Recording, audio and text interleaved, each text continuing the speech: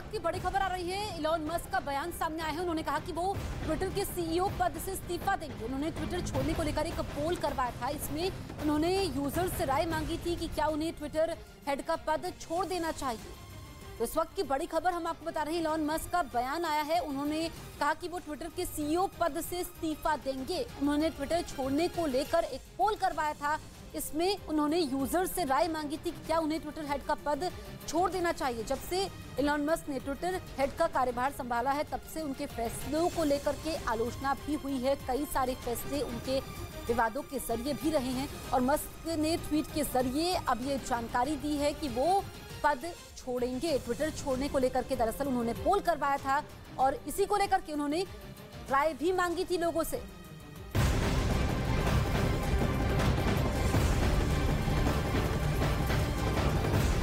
America चीन में corona case में बढ़ोतरी के बीच स्वास्थ्य मंत्री मनसुख मांडविया कोविड के हालात की चर्चा करेंगे।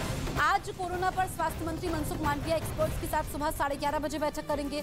अमेरिका, जापान, कोरिया, ब्राजील और चीन में अचानक कोरोना के बढ़े केस से चिंतित केंद्र सरकार ने राज्यों को चिट्ठी लिखकर पॉजिटिव मामलों की जीनोम सीक्वेंसिंग के लिए कहा है। तो आज मनसुख मांडविया बैठक करेंगे सुबह 11:30 बजे। बड़ी खबर चीन से है, जहां कोरोना के बढ़ते मामले से हालात बिगड़ रहे हैं। वहां हाहाकार मचा हुआ है। चीन में लगातार कोरोना के केस में बढ़ोतरी हुई है। उसके बाद अस्पतालों में शवों का अंबार लगा हुआ है। तो वहीं कब्रिस्तान पर भी शवों की लाइन लगी हुई है। अस्पताल भर चुके हैं।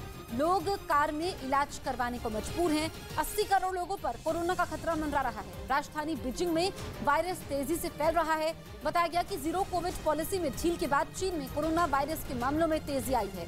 विशेषज्ञों का दावा है कि अगले 90 दिनों में चीन के 60% से अधिक आबादी के संक्रमित होने की संभावना है।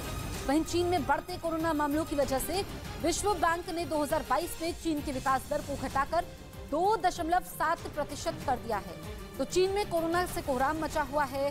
चीन के कई शहरों में वायरस का विस्फोट हुआ है, जिसके बाद कोरोना के मामले में बढ़ोतरी हुई है। अस्पताल में मरीजों की लाइनें लगी हुई है। कोरोना से लोगों की मौत लगातार हो रही है। हालात बिगड़ चुके हैं कि कब्रिस्तान के बाहर लाइन लगी है। दूसरी ओर लोग दवाओं का स्टॉक जमा कर रहे हैं, जिसकी वजह से दवाओं की भी किल्लत हो चुकी है। 5 तस्वीरें आपके सामने हैं, जिसके जरिए स्थिति को समझा जा सकता है।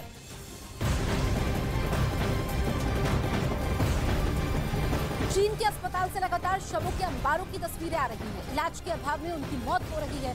बीजिंग के चुइंगलियू हॉस्पिटल में मरीजों की लंबी लंबी लाइन लगी है। एक ही कमरे में कोरोना से हुई लोगों की मौत के बाद शव वहीं रखे हुए हैं। उसी कमरे में मरीज इलाज के लिए इंतजार कर रहे हैं।